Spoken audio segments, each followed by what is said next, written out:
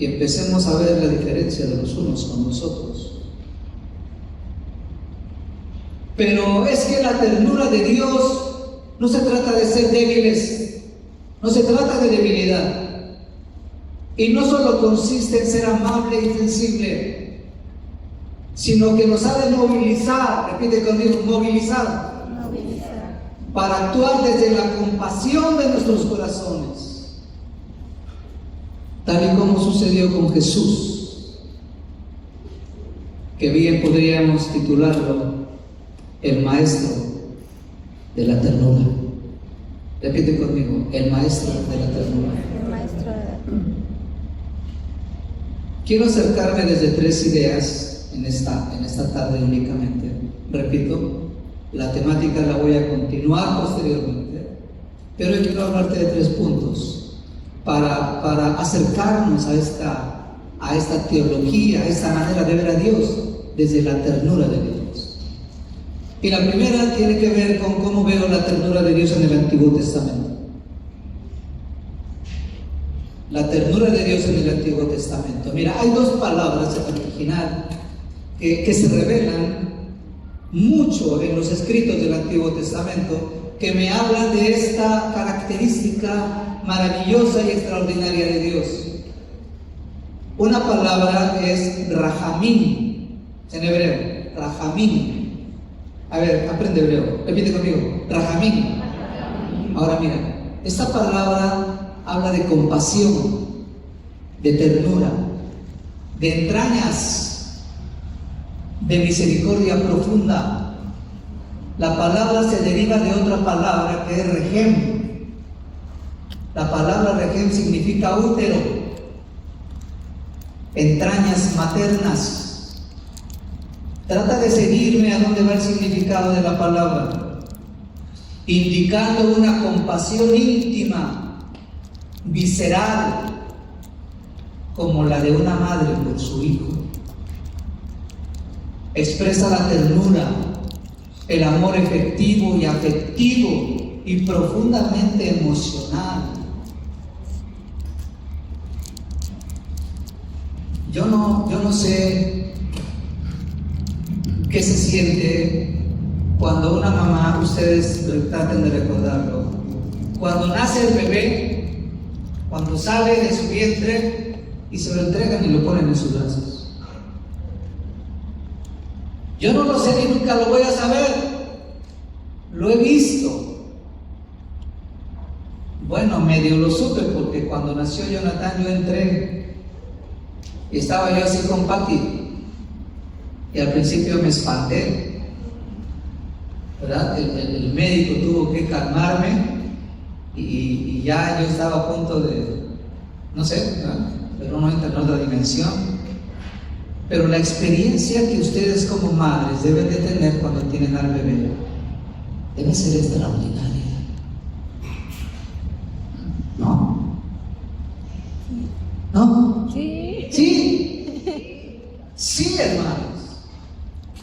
Ustedes tienen ese privilegio como mujeres y como madres. Repito, expresa el amor profundamente emocional, pero eso es un amor que tiene que ver con una fuente que está en las entrañas. Es una misericordia profunda. Rahamim. Hay una segunda palabra que se usa en el Antiguo Testamento que es Hased. El Salmo 133, 36 repite una dinámica, es una canción, es un cántico que termina diciendo: porque para siempre es tu misericordia. Y repite otro texto y repetirá: porque para siempre es tu misericordia. Esa palabra es Gesed, amor leal, misericordia, fidelidad, bondad amorosa. Describe el amor constante, el amor de pacto que Dios tiene con sus hijos. Fiel, un amor fiel de Dios hacia su pueblo. Así que empieza a ver esas palabras que si tú las ves en tu texto del Reina Valera, las vas a encontrar como misericordia, compasión y cosas así, esas palabras que ves en el texto. Pero en realidad podrían bien haber sido traducidas como ternura de Dios. Dios es tierno. Y te voy a presentar dos pasajes más para que podamos entender esa característica de Dios.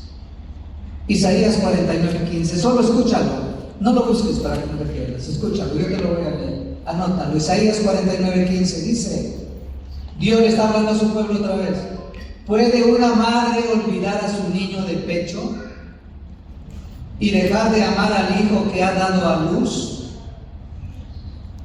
Aun cuando ella lo olvide, yo no te olvidaré. Quiero que empieces a ver cómo Isaías, el profeta, nos está revelando un sentimiento materno en el corazón de Dios. Por un asunto cultural, antropológico, y no quiero entrar en este detalle, solo lo quiero mencionar. Hemos identificado a Dios como un varón, como un hombre. La realidad es que Dios es espíritu.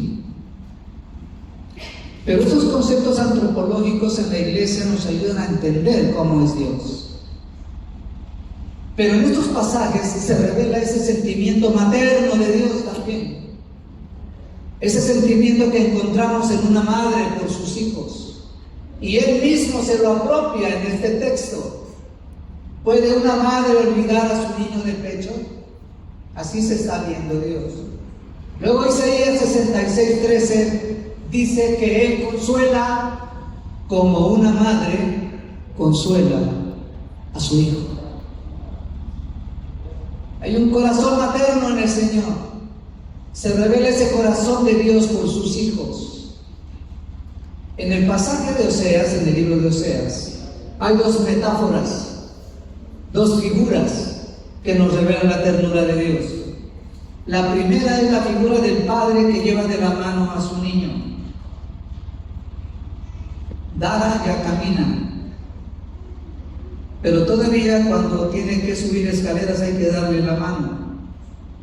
Ahora, hace un par de meses que todavía no caminaba solita, había que estarle dando la mano para que caminara con confianza.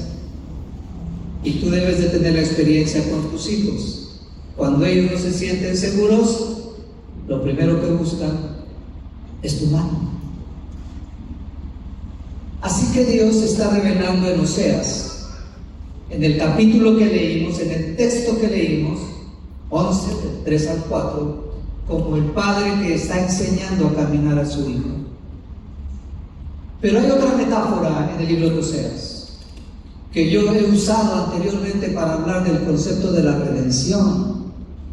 El capítulo 2 de Oseas me revela a Dios como el esposo enamorado que busca reconquistar a la esposa que le ha sido infiel. La historia de Oseas me revela esa temática. Dios se ve a sí mismo como el esposo, a Israel como la esposa que ha ido en pos de otros dioses, que le ha sido infiel, que ha dejado el hogar, que lo ha abandonado, que se ha ido lejos, que le ha ido mal, tan mal, que ha terminado en la prostitución y en el mercado de prostitutas. Y como Dios le dirá a Oseas: Oseas, vas a ir y vas a pagar un precio por ella, la vas a comprar, la vas a rescatar y la vas a devolver a la posición que tenía junto a ti como tu esposa. Dios se está viendo a sí mismo como ese esposo que ha sido engañado por ella, pero que profundamente enamorado será capaz de ir y redimirla con un precio que fue nada más ni nada menos que la sangre de Jesucristo por nosotros. Así que estas dos metáforas de la ternura de Dios también las vemos en el libro de Oseas. La segunda idea que quiero traerte para introducirte en el entendimiento de la ternura de Dios es que ahora quiero brincar al Nuevo Testamento. Y entonces lo que veo ahí es a Jesucristo, la ternura de Dios encarnada entre los hombres. La ternura de Dios vistiendo al Hijo de Dios para revelarle a los hombres y a las mujeres su ternura. En Jesús, la ternura es una respuesta transformadora a todo su entorno y a todo su ministerio. Nosotros podríamos decir que en todo el texto de los evangelios podemos ver esto. Jesús era continuamente conmovido por las necesidades de los más desprotegidos, de los leprosos, de las mujeres solas, de los niños, de aquellos que eran señalados en su tiempo, en el grupo social que se movían. A todos ellos Jesús se acercó. Te voy a poner 4 ejemplos desde los 4 evangelios para que tú vayas viendo cómo esa ternura en Jesús se manifiesta. Juan 11:38 dice: Jesús fue conmovido por la muerte de su amigo Lázaro. ¿A qué grado fue conmovido? Dice el texto más corto de la Biblia: y Jesús lloró. Lucas capítulo 7 me habla de una mujer viuda que se atraviesa en el camino de Jesús. Dice el texto que Jesús, al verla, tuvo compasión de ella, y entonces detuvo el féretro, oró por el muchacho y el muchacho resucitó. Otro evangelista, Mateo capítulo 14: Jesús vio una gran multitud y tuvo compasión de ellos. Dice otro pasaje paralelo: porque los vio como ovejas que no tenían pastor. Así que Jesús es movido a la compasión. Finalmente, Marcos en el capítulo 1 dice que Jesús fue movido a la compasión por un hombre que tenía una necesidad de ser sanado. Tú debes recordar el diálogo. Jesús le dirá: ¿qué es lo que tú quieres? Y él dirá: yo quisiera mi sanidad. Y el hombre le dice: si tú quieres. Y Jesús dice: fue movido a compasión, y la respuesta de Jesús fue: sí quiero. Y lo sanó. En todos esos textos, hermanos, en el Nuevo Testamento, hay una palabra del original, ahora en griego, que es splagnisomai. Splagnisomai. Repite conmigo: splagnisomai. Okay, ya te enseñé 2 palabras, ¿sí? Esta palabra, en el Nuevo Testamento, en la redacción de los evangelios, significa conmovido en las entrañas, compasión visceral. Y el escritor y el pastor Harold Segura usa una declaración para esto. Me encantó. Dice Harold Segura que Jesús inauguró la ética de las entrañas. Repite conmigo: ética de las entrañas. La ética tiene que ver con cómo me relaciono con los demás. Así que haz un ejercicio mental, creo que ustedes son inteligentes, y empieza a tratar de entender qué significa eso de ética de las entrañas. Ética de la compasión profunda, ética de la compasión visceral, y eso establece el vínculo de relación con los demás. Es lo que había en el corazón de Jesús, una ética de las entrañas. La compasión es lo que moviliza a Jesús y sus discípulos. Pero decía que no solamente es un sentir, no solamente es un pensar, hay un actuar, resultado del entendimiento, de la compasión y de la ternura. Lo hace a través del servicio integral y desinteresado.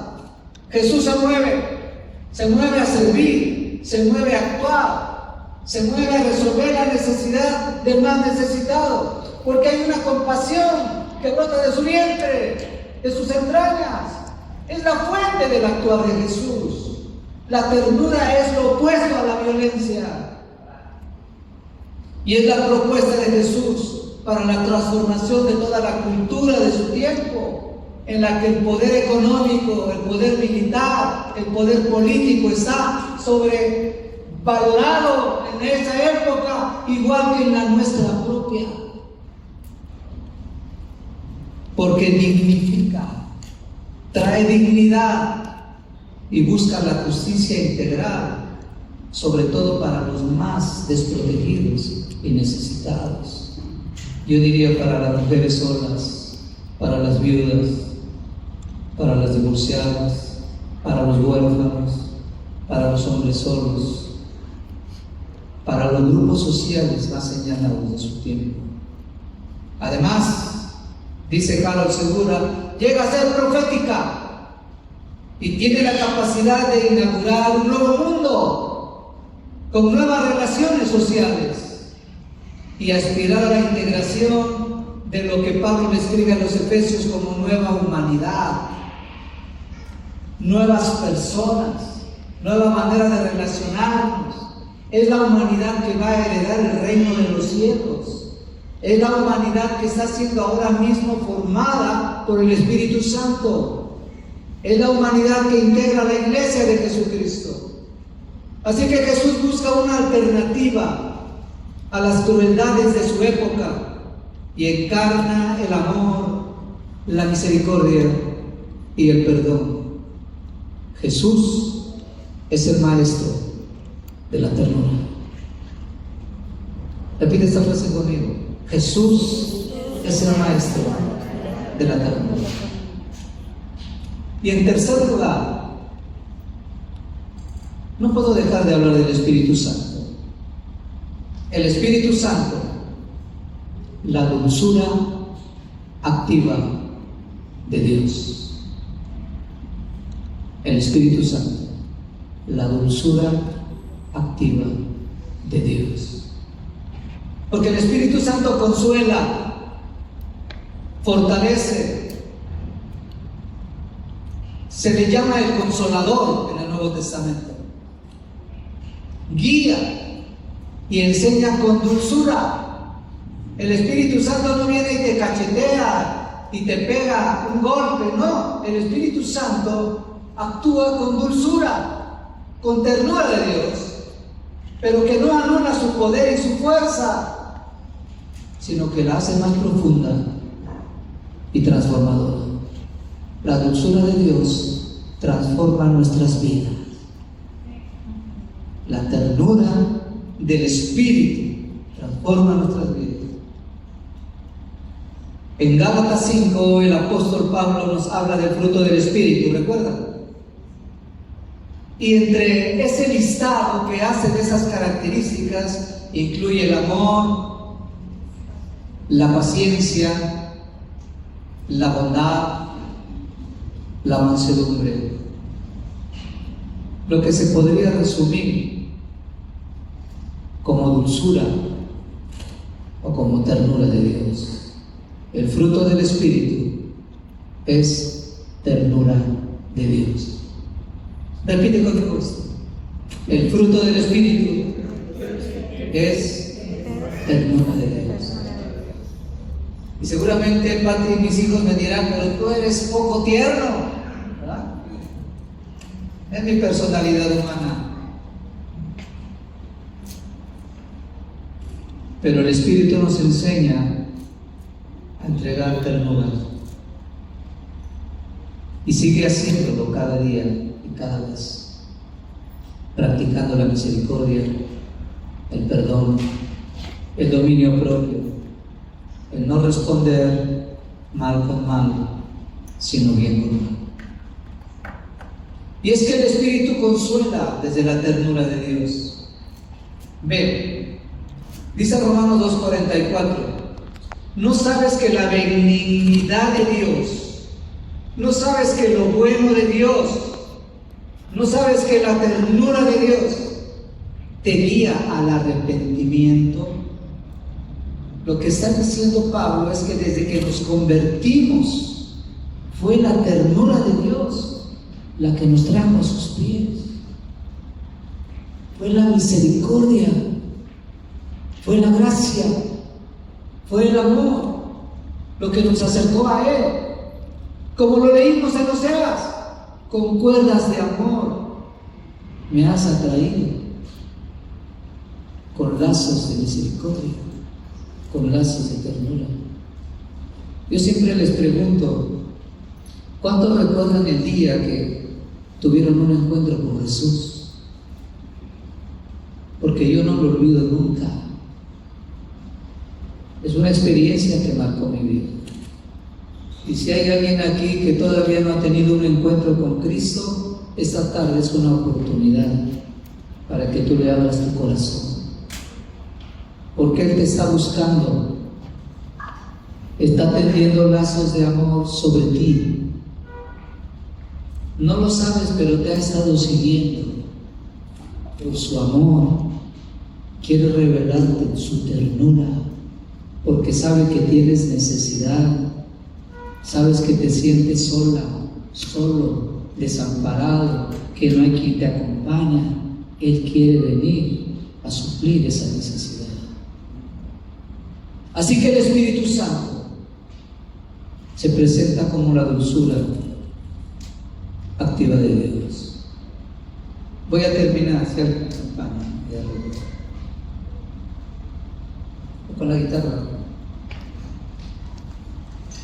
Así que hoy, la palabra, querida iglesia, y el Espíritu nos recuerdan que ya no es el Dios lejano, severo y castigador quien trata con nosotros. ¿Con quién trata la justicia de Dios? Con el que no ha conocido a Jesús. ¿De acuerdo? Con el que no ha sido revestido con la justicia de Jesús. Ellos seguirán relacionándose con Dios en base a su justicia. Pero nosotros que hemos conocido a Jesús, que ya cumplió con la justicia, en Cristo nos ha abierto el camino para experimentar la ternura de Dios, del Dios de gracia, del Dios de misericordia y del Dios de amor. Es que la ternura es la alternativa cristiana ante una cultura de violencia y de crueldad que nos rodea.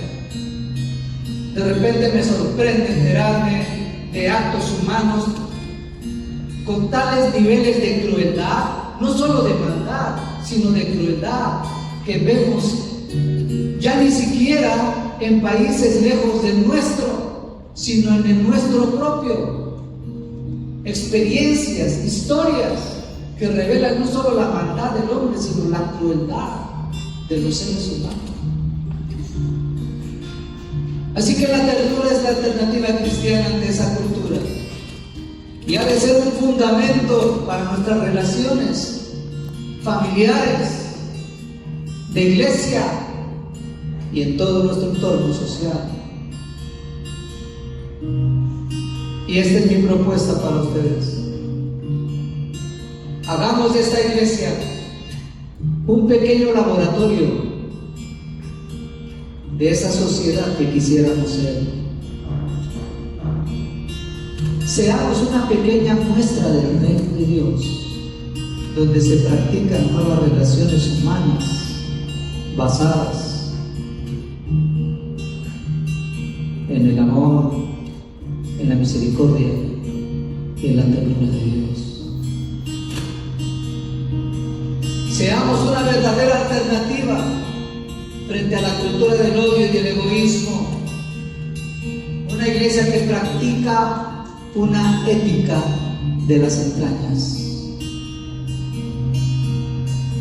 Seamos también un grito profético de misericordia para los grupos más desprotegidos y señalados que nos rodean. Dejemos de estar señalando a unos y a otros. Dejemos de estar viendo sus debilidades y estar juzgando. Habríamos de tener un amor como el de Jesús, que brota de las entrañas y que tiene compasión también por ellos. Una iglesia que incluye, no que excluye. Porque el corazón de Dios es un corazón que incluye por su ternura.